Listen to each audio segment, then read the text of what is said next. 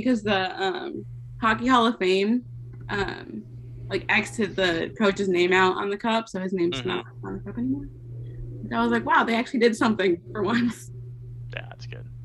All right, Kai, can you put like the link in the? Yeah, I am. So I'm about to can spam that. SMC. We are live with Across the Board.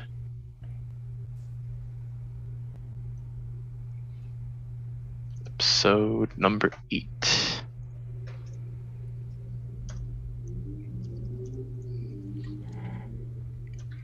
If you're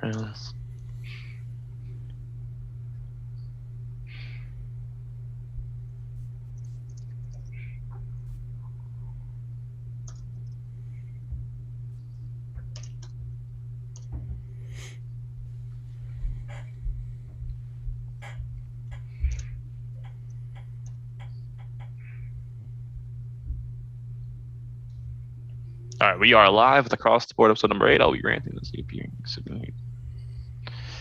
Okay. There you go. I just dropped in the chat.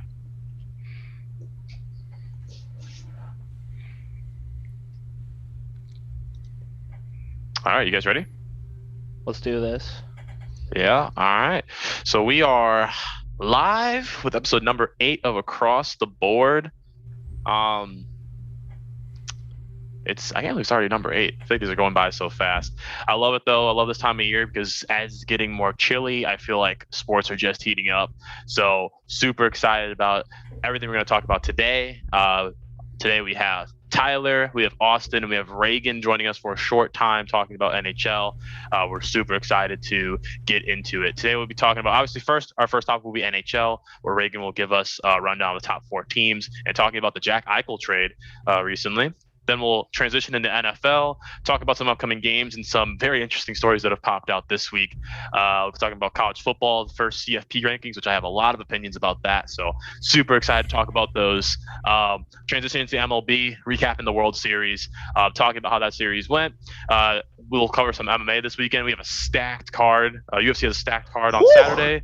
And we'll finish out the show with some NBA and some European soccer, even without our soccer guys here. But there's a story that we really need to cover there. So, and obviously we'll end the day with our hot takes. So, without further ado, Reagan, tell us what is going on in NHL. Okay. So I guess the biggest thing is the Jack Eichel trade, which happened yesterday. So Jack Eichel was drafted 2nd overall in 2015, I believe. Drafted by the Sabres. Supposed to be this like really amazing player, and he was actually really good for a while. And then last year in like March, I think it was, he got injured, and I looked it up earlier. I think he like herniated a disc in his neck, which was pretty bad. Let's see. And then they honestly really had like no idea when he was gonna be back. Yeah, that's what he did. He herniated a disc in his neck.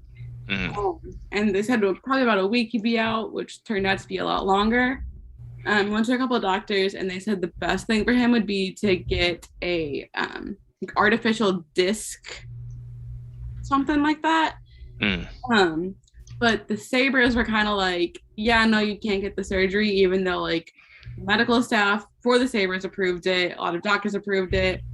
Eichel wanted to get it, but just management kind of told him no, like, sorry, you can't get it. And I think their biggest thing was like that surgery's been done on athletes before, but it's never been done on an NHL player, so they didn't like know how long he'd be out. And it just kind of became a really big thing. And just so then Eichel was like, yeah, no, like I want out of Buffalo. So there's been trade rumors going on for him for the longest time now. Right. And so then the last couple of days, like a lot of trade rumors have been popping up. The biggest one that I saw before the actual trade was him to Calgary, I believe.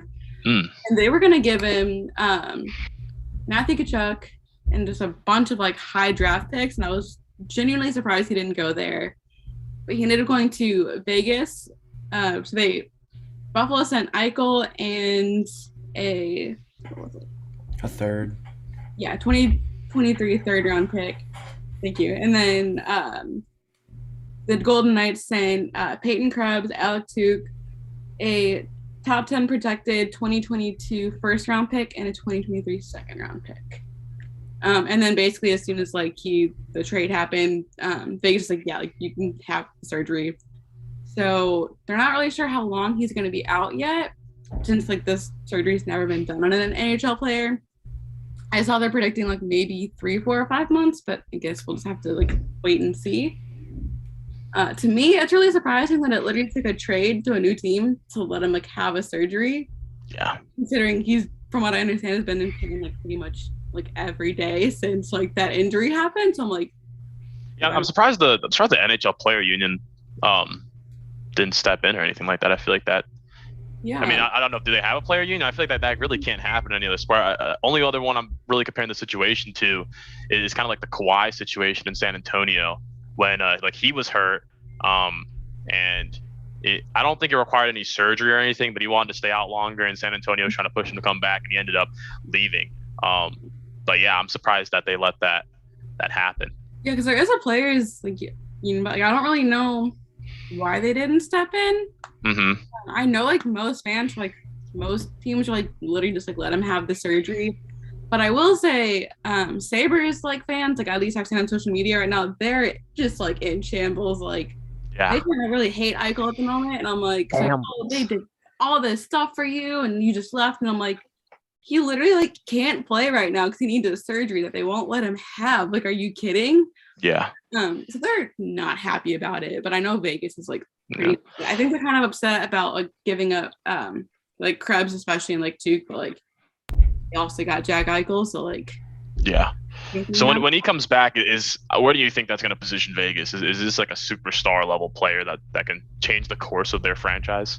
I mean, assuming that the surgery goes well and it doesn't like take him down a notch at all, I think it's going to be really good because Vegas already has a ton of stars. They're kind of injury plagued at the moment, and they have so many like of their best players on IR. So like, we'll see what happens with that, I guess. But I think if Vegas stays as good as they are, even though these guys on IR, like when they come back and with Eichel, they're probably going to be a contender, like for sure. But I think they're already kind of contenders because they've been pretty good this year. But I guess we'll have to wait and see. It's kind of an interesting situation since like half their team is hurt at the moment, and they're not getting Eichel like right away. But I was gonna say if that sounds like a pretty on-brand move than the trade for an injured superstar. Yeah. Risk reward. But transitioning here, Reagan, you want to talk about the top 4 teams right now in each division in the NHL and where they project to be? Yeah. So the top in the Central right now is the St. Louis Blues. Haven't been following them too much because only Central team I really follow is the Blackhawks, who've been just horrendous. Yeah, horrendous. The Blues just look really good. They played the Blackhawks like last week, and Blackhawks looked better, which I was obviously more focused on them. But the Blues just looked really put together. Some pretty solid goaltending, even though Jordan Binnington has made some questionable choices lately in the game, including swinging his stick at a player's head. But I think the Blues are looking really good. I don't know if they're necessarily contenders, but I do think they're going to win the Central because the Central right now is just not looking too hot. Yeah. That's not the Blues looking at records right now. So I do think they're going to be a playoff team. I just don't know if they're going to win the Cup. But and then in the Pacific Division, the Oilers are in first right now. They're 8-1. And they look so good. They have the LeBron of hockey. Yeah, with McDavid and like Draisaitl, it's just unreal. I think Draisaitl had like couple like multi-point games this past week. So wait, I'm sorry. Can I just rewind? The LeBron of hockey? Okay, all right. Well, the Giannis of hockey. I don't know who is this. Who is this guy? He's the best player in hockey. If I know about him, he's pretty good. He's pretty good. David's like definitely LeBron James, the best player in the NHL right now. The LeBron James of hockey. A lot of people like kind of like, I guess, to compare, but like Connor McDavid's like the next like Gretzky. I don't think he's gonna be as good as Gretzky, but obviously I never got to watch Gretzky play in person. But are you talking about Connor McDavid? Yeah. Oh, I know that guy. Okay, never mind. I thought you were talking about somebody else. He plays with Draisaitl, who's also like insanely good, but I mean, I think McDavid has the edge a little bit. But like those two together are just unreal. Like it kind of makes me mad sometimes because I'm like, this is just not fair to the rest of the NHL. But you know, yeah, Edmonton's definitely going to be one of the top teams this year. For sure. But I think it's interesting because looking at this now, Calgary Flames are in second in the division, and that's a huge rivalry right there. That's the Battle of Alberta. Those things are always fun to watch because they can get pretty violent. There's a lot of hatred there. So that's kind of an interesting 1 and 2 right there, just because that's such a huge rivalry. And in the Metro Division, the Hurricanes are in first, and they're perfect 9-0 right now. Hawks have won twice, and they look so good. First time the Hawks played them was in Carolina, and Hawks lost 6-3, I think, but they were down 6-1, 6-2, so fast. So I wouldn't be surprised at all if the Hurricanes won the cup this year, or at least went to the Stanley Cup final. They just look so good. Freddie Anderson's their goalie right now, and he used to play for the Leafs, and he kind of struggled with them last season, and he's just been insanely good this year. I think there's only one game he hasn't started in, so he's been basically perfect undefeated. So Hurricanes are going to be one to look out for sure, because they're just so good. And then finally in the Atlantic, the Florida Panthers are in first right now. They're 9-0-1, since they have that tie, they're technically still undefeated in a way. I'm interested to see what happens with them, considering they just lost their head coach because he was a part of the whole Blackhawks scandal. So they have, I don't even know who their interim coach is right now. I'm kind of interested to see what happens with them. I haven't really watched them too much this year. I know they've looked pretty good, but I guess we'll have to wait and see what actually happens. Because I feel like getting a new head coach in the middle of all this is going to be kind of interesting, because Quenneville was just unreal. But yeah. That's awesome. And so I'll say Rishi came in the chat and said Red Wings about to start another dynasty. Yeah. Detroit, stand up. Listen. I see you in chat, Rishi. Obviously, I'm not a huge Red Wings fan because I'm a Chicago fan, but I did not expect the Red Wings to actually be good this year. They have been so bad these last couple of years. I think it was 2 years ago, there's a big joke because their goal differential was minus 130 or something like that. It was insanely bad.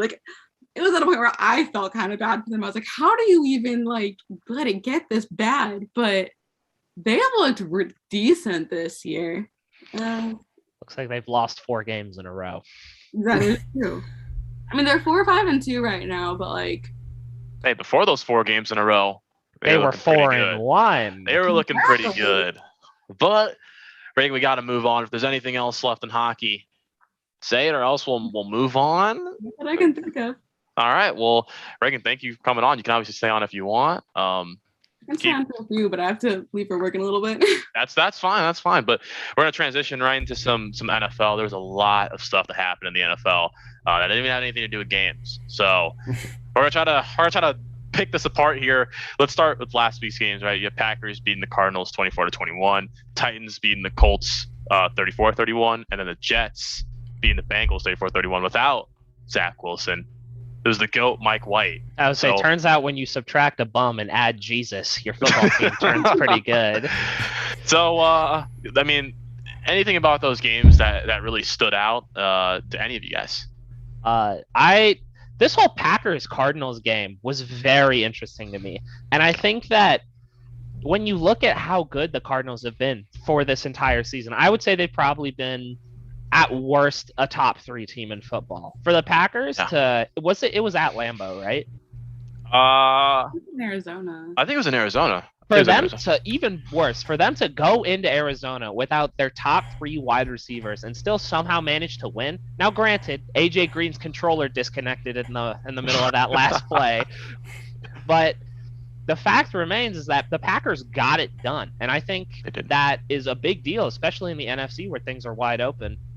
If the Packers can get it done against the hottest team in football without all of their best weapons, I think that speaks volumes to what they'd be able to accomplish later on in the season. Yeah, for sure. Tyler, anything you want to add on to that? I think I was just confused on what the Cardinals were thinking defensively, as like the Packers ran all over them, held the ball for like I think 2/3 of that game. I just think that was the whole game plan going in, and I think everyone knew that, and they still didn't prepare to stop the run. Yeah, I think even we were saying a couple shows ago that Packers, they had a good record, but I mean they've won a lot of close games, probably games that they should have lost, and for them to win that game now, we really can't say this team isn't legit anymore. We're gonna go into their matchup this week. Actually, we can go into it right now. So transitioning into this week, right? The whole Aaron Rodgers thing came out. He's not playing this week. I guess people are confused whether or not. I guess the whole team knew he was vaccinated, but there's video of him not following certain protocols, yada yada yada. So he's out this week due to COVID protocols. Jordan Love steps in. They're going against a struggling Chiefs team who's really looking to get another win. Where do you guys see this game going? I think this is an over-better's dream. I know that Jordan Love is not proven yet at the NFL level, but I would say that he did play pretty well in the preseason, and the Chiefs' defense is literally just Swiss cheese. So I think that the Packers or the Chiefs should be able to move the ball a lot, but I think that the Packers will be able to keep it kind of close in a surprising game. So I think it'll be a very entertaining game. I think it'll give Patrick Mahomes a chance to show that Jordan Love was in fact not the next Patrick Mahomes. So I think that should be interesting. I personally think that the Packers are going to win this game with Jordan Love quarterback. Whoa! Save it for the hot takes, buddy. Yeah. Not even my hot take this week, but I do think that like the Chiefs against quarterbacks that have like proven themselves and they've had like scouting reports for, and they've still struggled defensively. And Jordan Love's kind of like he hasn't thrown a lot of passes in the NFL. I feel like they're just not going to have a lot of information on him, and it could just hurt him. Yeah, I think that I personally think the Chiefs are going to win. It's in Kansas City. I think they're going to get a huge break this week. I think unless, like I said, if Love balls out, it is what it is. I don't personally think he will, even against that Chiefs defense. I think they're going to get a huge break, and I think that getting this dub is huge because if they're going against Aaron Rodgers, they're not winning this game, and I think they drop down to 4-6. I believe. Are they 4-4 right now, or? I believe they're 4-4. Yeah. So they drop down to 4-5. Right. I think this is going to be a big win for them to finally go over 500. Looking at their future games, they're going against Raiders, Cowboys, Broncos, and then Raiders again. That's their next 4. I think that having a loss here, a lot of those games are a toss-up, right? I mean, but having a loss here wouldn't have helped. I think it's going to get them some momentum. I think it might turn their season around. I could see this game going either way, but I do think not having Rodgers in is going to make it a lot more interesting. So it'll be an entertaining game. I'm excited to see Jordan Love, though, personally. I'm excited to see how he does in a big-time game. But next big game we have this week, Titans versus Rams, right? Derrick Henry is out for at least up to 10 weeks. And, yeah, just a random backup stepping in, Adrian Peterson. Have you heard of this guy? I haven't heard of him. I'm ready for him to prove himself now. I mean, he's obviously we know who Adrian Peterson is. He's older now, but he's gonna get another chance to be a premier back. So excited for this, but also we get to see the debut of Von Miller. Von Miller, Aaron Donald, and Jalen Ramsey all on the same team. So where does this game go? What do you guys think about this one? I think that, and I'll save my later take on this for the hot take section because I know what mine is. But I think that this is either going to go one of two ways. Okay. I think this is going to be like that Cardinals game that the Rams had, or it's going to be like the Buccaneers game that the Rams had. Yeah. Where I think they're either going to get embarrassed or do the embarrassing. Because if you lose on the road to like a Derrick Henry's Titans, it's whatever. But I think now that they have more obligation, that the Titans have more obligation to throw to their good wide receivers, their offense will be good. And even though their offensive line is not very good, and it's a shame that they have literally 2 of the best pass rushers to ever step on a football field up against them, I think that the Titans should be able to keep it close with the way they move the ball through the air. And I think it'll be a really good game. I don't see this game being close, but I think it depends on like if Tannehill's the game manager that we thought he was, or if he's actually going to be unleashed and perform well. But the Rams are just clicking on all cylinders. Yeah, I add on to Tyler's point.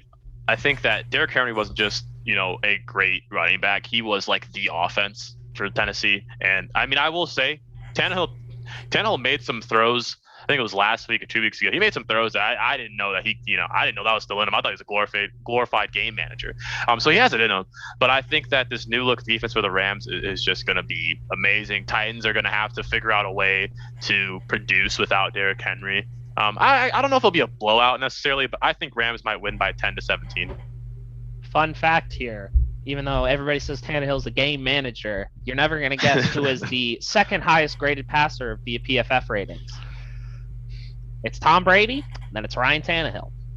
I think I could do that too if I was running play action passes a good majority. There is, I said 8 this people earlier, in the box. There is no correlation between run game success and play action success. All of that success is on Tannehill. I don't know. Like, there's always 8 to 9 men in the box. There has been studies done about like that kind of stuff, and it's. Well, I'll talk about it later in my hot take. But anyway, I got you. Reagan, you have your pick? Yeah, go for it. I gotta hop off because I gotta leave for work in a little bit, 5 minutes. So, thanks for having me on, guys. Yeah, for sure. It was nice to have you. It was nice to have you. Bye. And then there were 3. All right, but to keep moving here, right? Last big game this week, Browns versus Bengals. Right. So we have Bengals who just lost the Jets. Anyway, Bengals, they're gonna need to recover. I think that they'll be fine. Browns just released OBJ this morning. Actually, their team's in dysfunction. Baker Mayfield's hurt, but he's playing through it. He's not 100%. I have Bengals personally in this game. I have given up all faith in the Browns. They personally made me have like a reconciliation about what it means to be a fan of a team. But Jesus. I've given up. It's a net loss game. I've been talking about this in my classes. You're just better off rooting for good football. But I will say, history. The one game where the Browns lost Odell in close proximity to a Bengals game is when Baker Mayfield had one of the best games of his career. So we got a little bit of history. That Week 7 game last week, it's when he started to go on. I honestly think he caught fire in the second half of that season. But I think that the Bengals are just a better team. The Jamar Chase, Joe Burrow connection is undeniable. How worried about you? How worried are you about that shoulder for Baker? He's obviously just not the same player that he was last year. I think that he's a tough guy. I know that. And I know he had like one of the longest active streaks in the NFL before his injury. So I know he doesn't like to take those off, but I think it would be in his best interest to like get it fixed because he's got the Browns. It all obviously I think revolves around his contract. And I think with the way he's playing right now, he's not going to earn that contract that he thinks he deserves. So I think it'd be in his best interest to just sit it out, let the Browns get a higher draft pick, and then go at it the next year. Real quick, Tyler, before you go, I just want to add in real quick. The reason why, I agree with you. I think that Baker should sit out the rest of this year and get that shoulder fixed. I know it's not the same exact situation, but I just keep always bringing this up with Cam Newton, right? I know it was on Cam's throwing shoulder, but Cam had another rotator cuff injury, and he just kept playing through it. He'd take a couple of game or two off, come back, re-aggravate, never just take off that full year. And Cam was never the same again. I understand this isn't on Baker's throwing shoulder, but I feel like you don't want to mess with that. I think that he should take the year off. I think even if he was healthy, Browns aren't winning the they aren't winning the Super Bowl this year. I don't even know if they're making it to the AFC Championship, right? So I think that he needs to take it off. He needs to take the season off. He needs to get surgery. He needs to get that fixed so he can come back next year 100%. But Tyler, go ahead for your pick this week. I think the Bengals come out and they're angry after last week. They're gonna come out and win this game against Cleveland. But I'm curious to see if the drama that Odell was causing, if it helps the Browns just become better. Because like he said, I feel like Baker played better without Odell. Mm-hmm. Yeah. His rookie year where he didn't have him, he was a top 10 quarterback. The second half of last year where he didn't have him, he was literally the second highest graded quarterback according to PFF in that second half. So it's like maybe there's something to it. I'm not sure. Maybe. It's going to be exciting. But to end off NFL, I've got to end it off on a morbid note, sadly. We all know the news with Henry Ruggs. He's officially released this week by the Las Vegas Raiders. He's said to be facing up to 20 years max in prison for a DUI resulting in death and finding a loaded handgun in his car. I actually did some more research, and an attorney in Alabama feels like he won't serve the max, but he'll probably serve around 7 to 10 years. Maybe. It just depends. Obviously, we don't know what's going on. If he pleads guilty, obviously, it could be way lower than that. And if he just accepts time off the bat. But obviously, RIP the victim. But it had to be said. But moving on, unless you guys have anything else to say about NFL, we can move on to our next segment.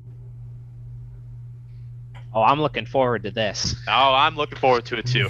So I gotta walk on a frame for this. So college football, right? A sport that is just so interesting. The CFP have officially released their first ranking for the college football playoffs, and I think we all can agree it's a little bit shocking, a little bit off, in my opinion. I'll have one of you start before I start. What did you guys think about the rankings? All right, so I want to start this off. I thought about this. I want to start off with a little story about a television program. Before you say that, I'll preface this with saying it came out with Georgia 1, Alabama 2, Michigan State 3, Oregon 4. Go ahead, Allison. So, on this television program called South Park, there's an episode where the boys go all the way. They're trying to figure out how the economy works. And they go all the way up to, they go from, local business owners to, owners of, Walmart or whatever, and then all the way up to Congress. And they find that the way that the economy is run is that Congress just cuts the head off a chicken and throws it onto a wheel of fortune for what they're gonna do. And I genuinely believe that method is how the CFP has determined this top 4 rankings, because quite frankly, it is asinine. Yeah. It is. It was there's no rhyme or reason to it. It's almost just like on the wheel with the chicken. It's pick Alabama, lol. Michigan State has a running back who could win the Heisman, and then that's it. There's no rhyme or reason to it. Tyler, what do you think about it?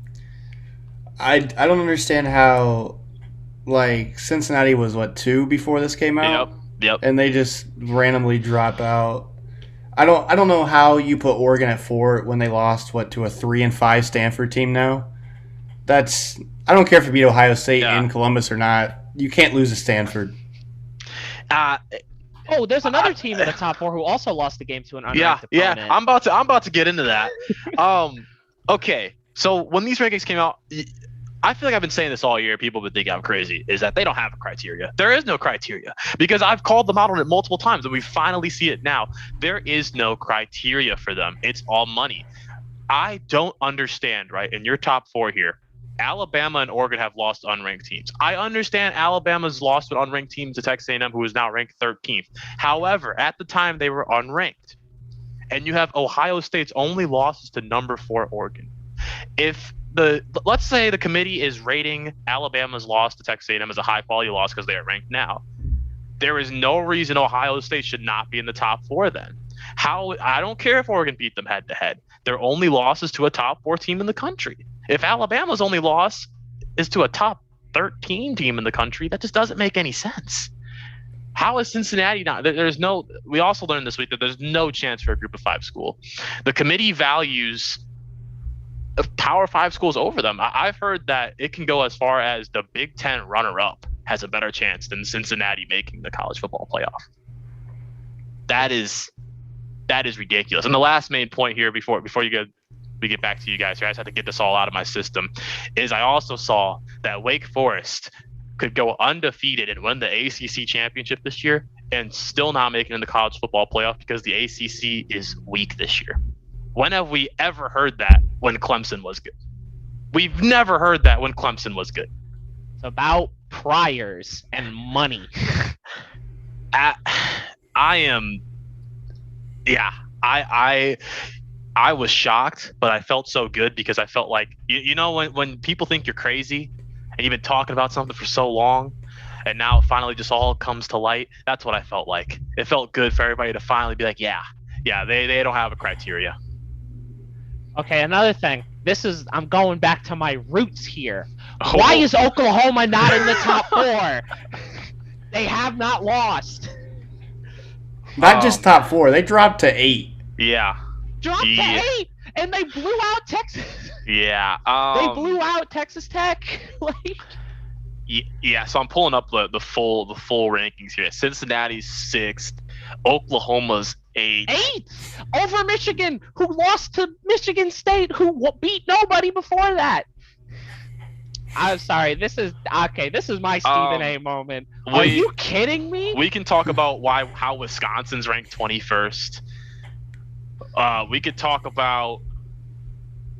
There's just okay. Wisconsin So terrible. going back to the priors thing. Mm-hmm. Alabama and Ohio State, I'm assuming they're in there because of how good they've been in the past. That has to be a factor, right? I don't think Ohio State's really had that bad of a season. Their only loss is the number 4 Oregon. Yeah. They haven't had a bad season. But that's the point I'm trying to make here is that there's probably a little bit of priors going into these rankings. Oh, for sure. There's another kind of like blue chip football program that's been really good for the past 5 or so years. I think they've made the CFP a couple years. And they're currently undefeated. So why are they not in the top 4? Like, yeah.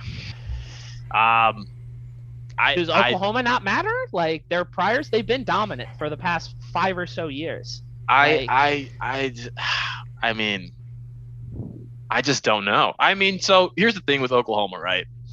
Looking at these rankings more, Michigan's only lost to Michigan State, right? Michigan State's number 3.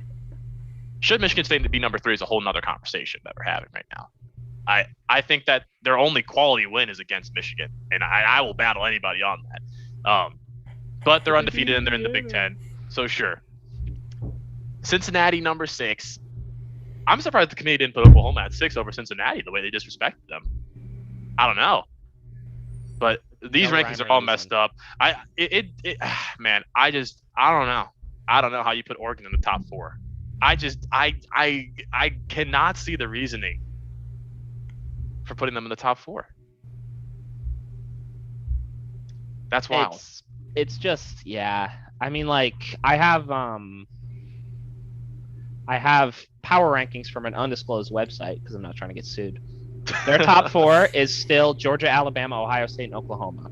Same as it was to start the year, which I can agree with. Oregon is all the way down at 22nd in the power rankings. Michigan State is 10th. Who else is like? Cincy is 5th in their power rankings. Like, there's just no rhyme or reason. Like we keep saying, it makes no sense. Yeah. To end this segment off, listen, if you guys have anything else to say, I think that at the end of the day, these are the first rankings. They were terrible, but this committee is gonna get bailed out by conference play.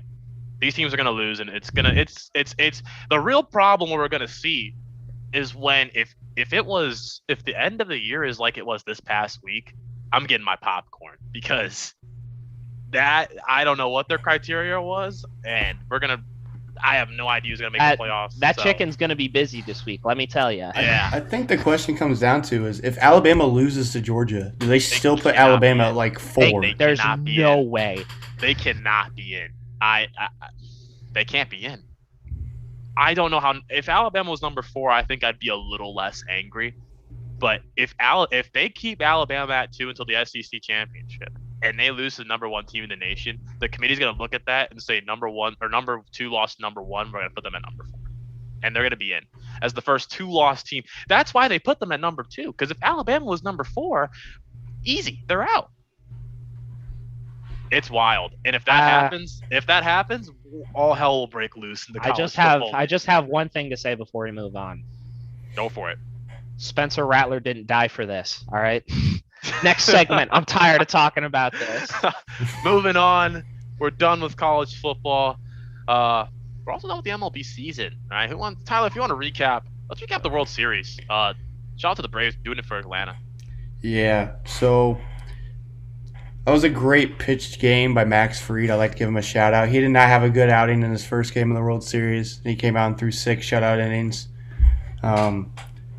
The Astros offense was very shaky that whole World Series. They just got real cold at the wrong time, which is very shocking because they're very deep. But the Braves got their first World Series in like 25 years or something like that. Yeah.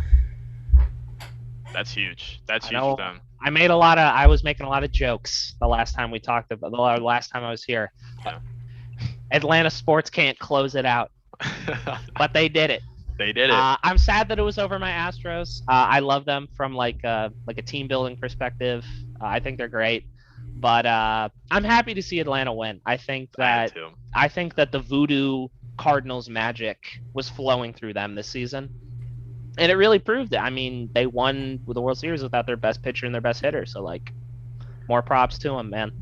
That's awesome, and hopefully that's breaking that curse, and Atlanta sports can finally. I know Georgia was licking their lips after that. Like, not yeah. this year, baby. So maybe, who knows? Maybe Georgia wins it this year. Who knows? But yeah. So just awesome. Want to shout out Mattress Mac.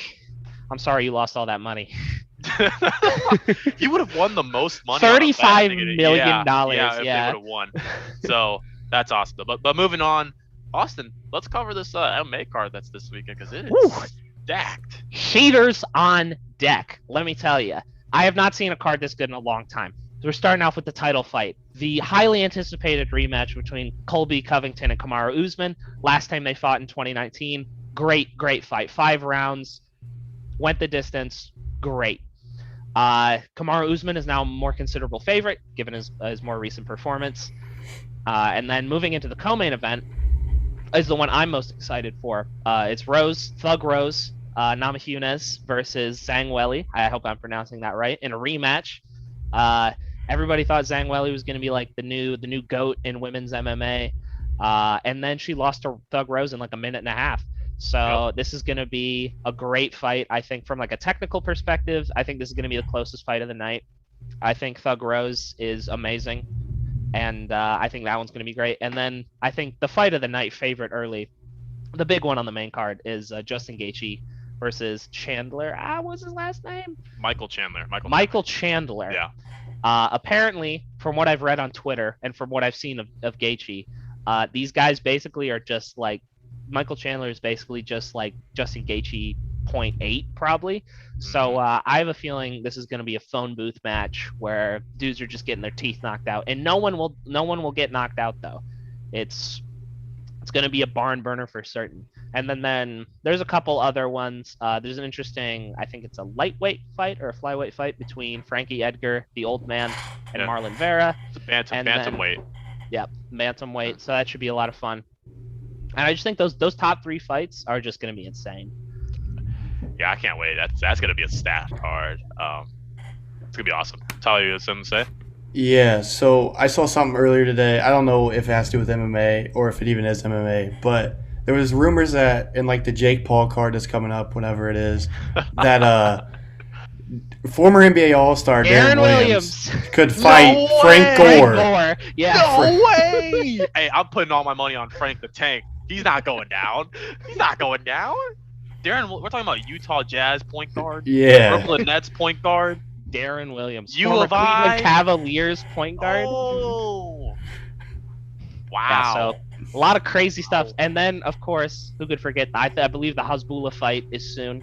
So there's a lot of stuff. There's a lot of stuff popping up in the combat sports scene. And then there's a big card next December for UFC that we'll probably talk about then.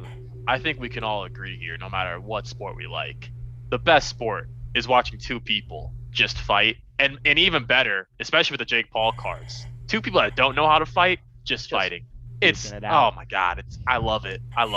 The Jake Paul cards this weekend too, really.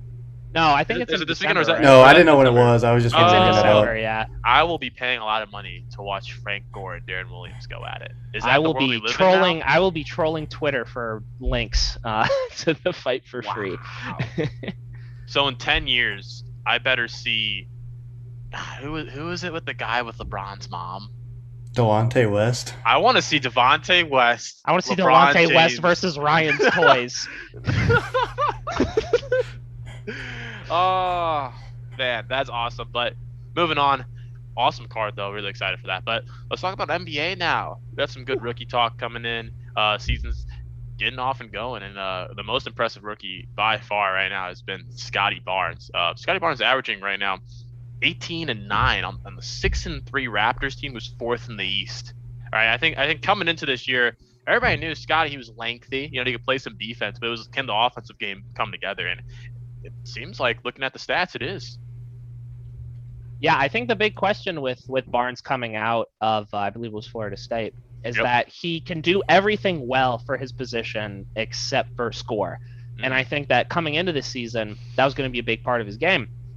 And I mean, looking at his peripheral shooting stats, I mean, 55% from the field is good, 22% from three is not great, and 70% from the free throw line is also not ideal. But the fact of the matter is, he's adding defensive versatility. He's scoring efficiently. There's not much more you can ask for him at this point, given the player that we thought he was coming out. For sure. I think it's also helped that Pascal Siakam's been out the whole season, I believe. So he's gotten more minutes and been able to show what he can do. Yeah, when Pascal comes back, that team's going to be even better.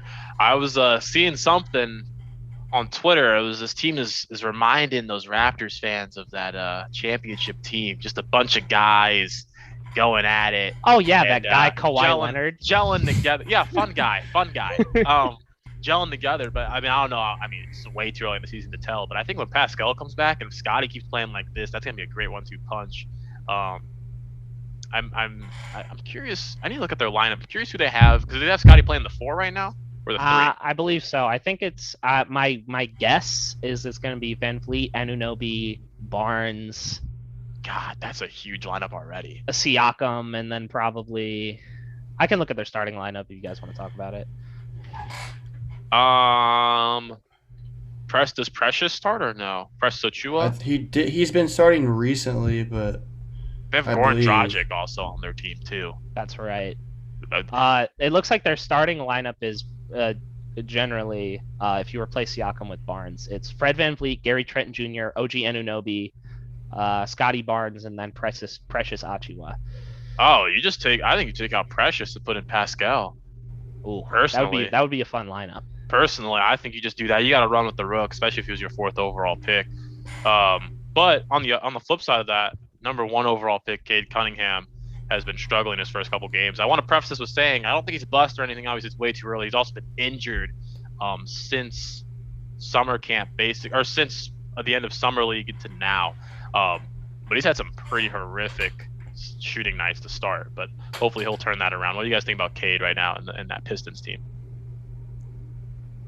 I guess I can start. So I think that when I'll be right back. I gotta go real quick. Gotcha. When a point guard goes into a system in the NBA, it usually takes them a year or two to figure out how to play point guard at the NBA level. So I don't really care about the shooting splits and everything else. Mm-hmm. It's after year 1 they usually kind of figure it out. So I think just let him play through his flaws and he'll learn from it eventually. Yeah, I'm a little mad that I honestly thought this Pistons team is going to be a little bit better. It's still early in the season, but it don't look like they're going to be like that 10-8 seed. I don't know. We'll see. Maybe another top pick this year for them. But yeah, we'll see. Going into non-rookies though, who are some players that you think have started slow? Oh, I can start. I know. I think James Harden started out slow at the beginning, but I think he's kind of figuring it out now. He's trying to come the Nets have looked better. I don't know if Damian Lillard's figured it out yet. I think he'll eventually get it. I mean, he showed in the past he can do it. Yeah, but I know those rule changes have really messed with some players. I know Trae Young's kind of been cold this year. Mm-hmm. James Harden too. Yeah, I have Lillard, Booker, and Harden on my 3 to start slow this year. Booker looked good last night. I think the Booker thing is just I don't know who needs to hear this, but he's not that good. So that might be a hot take in itself. But here's what I will say though: watching the finals last year, I feel like Booker. He's still young, obviously. But one thing that really worried me about him was you could see the frustration in his play as that series went on. If he wasn't having a good series, you could see him forcing up shots. You could see him not playing that well. And that's something you can't – that's not tracked by stats. He could have still had a great night and all that. But when I saw that, I was a little worried, and I think that's when I knew that Bucks were going to win the championship. But that's a little off topic, obviously. But that's just a personal opinion I have about Devin Booker. I think he's still a great player, but I don't know if he can be like the leader on a team, on a championship team. But I'm not on the court, either. So, my opinion is probably not valid to NBA players, which is fine. I think that you get a lot of perks on NBA Twitter when you're aesthetically similar to Kobe Bryant and Michael Jordan. Yeah. So I found that. So that is true. Don't get me on my whole Devin Booker spiel. Ending off our NBA segment though, can you guys just name your favorite team so far going into this season? Well, I think this one might be a little obvious, but you guys think Warriors basketball is back? Because I do. Oh my God. Come on, bro. Imagine being a fan of a team and you're just like, you have one off year and you're just back into like being one of the best teams in the NBA. Like that's. They don't even have Clay or James Wiseman. They have the best defense in the NBA, and Steph isn't even playing that well, and they're still 6-1. I think that the schedule has been relatively easy to start off, I will admit. But I mean, these last 2 games, they blew out the Hornets, who are supposed to be pretty solid. They beat LA, like both the LA teams, a good Kings team. Like they're looking scary, and I think when Steph like let me just read off Steph's his shooting splits right now, because if I read them. He's 42% from the field, 37% from 3, and 97% from the line. You would think that he's like, oh, that's pretty good for a guard. And then you realize that his career splits are 48% from the field, 43% from 3. You're like, oh, he's way underperforming his usual. So I think when he gets back to that level, they'll be even scarier. For sure. Bulls basketball's back. It's exciting. Yeah. First time I've been excited to watch Bulls basketball since Derrick Rose was a part of the team, to be honest. DeMar DeRozan is a lot better than I thought he would be on the Bulls. That's what I was saying. He's looked so good. He's looking good. Alex Caruso has been better than I thought he would be. I was a little questioned. I didn't know how that would work. But he's looked good defensively and helped the second unit. That's big awesome. Things in the Windy City. Yeah, I think my favorite team right now. It's hard. I love Bubble Boy. I love Tyler Herro, man. I love him coming off the bench, do whatever he wants, and scoring 22. I love it, especially after he came out and said he should be in the same conversation as Trey and Luka, and then he's averaging like the same. I get it. It's like 10 games in the season, but I just thought that's awesome. Didn't he play Luka the other night? And I believe he outperformed him in that game, if I remember correctly. Let's see. Pump the brakes. Yes, played Luka. He won 125 to 110. Herro dropped 25. Luka dropped 33. So okay. I mean, yeah. All right. No, we're not saying Herro's better. But I mean, I think he's producing. Yeah. I think even looking at him, I thought he would be a good 6-man coming out of the draft. I didn't think he'd be like this early, but I didn't think he'd be this good coming off the bench. I thought maybe like a nice 13 to 18 a game, but I mean, if he keeps performing like this, he's looking great. So I'm stuck between the Heat. Obviously Bulls, being from the Chicagoland area, I'm happy to see them doing well. Raptors, man. But I think my favorite team might be the Grizz. Ja's been going off. I like that team. Don't even talk to me about the Grizzlies. and I like the fact that he came out on Twitter after it was like everybody's like the Memphis Grizzlies are like a legit team and Ja is must see TV, and he quote tweeted it and said we are must see TV. I like that. So I know I listed a lot of teams. I don't know. I guess I don't really have like a favorite, but probably like between like the Grizz in the West and then maybe like Heat in the East. But moving on, European soccer. This is gonna be a quick one because we have no soccer guys here really. But Chase put on here Antonio Conte signs with Tottenham. That's his favorite team, so I had to shout it out. I believe I had it here before. Where did Conte come from?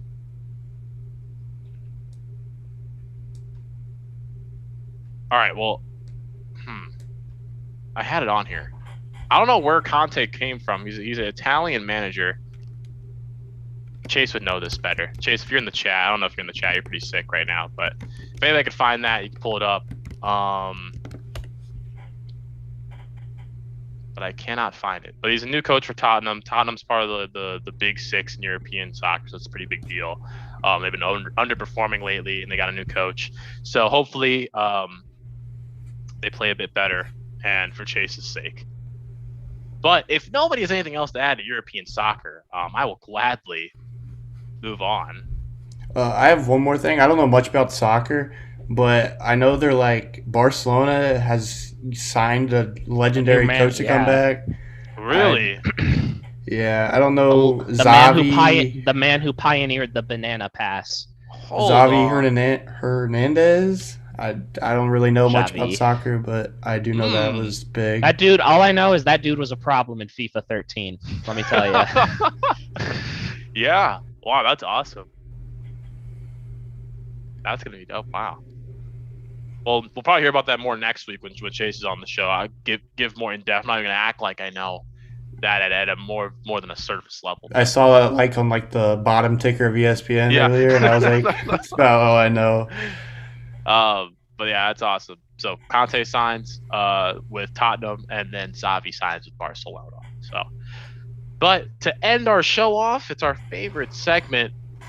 It's hot take time. What do we got this week? I feel like they're gonna be steamy. Do we remember last week's? I know mine. I don't know. I don't even want to talk about mine. What did Kai get egregiously wrong this week?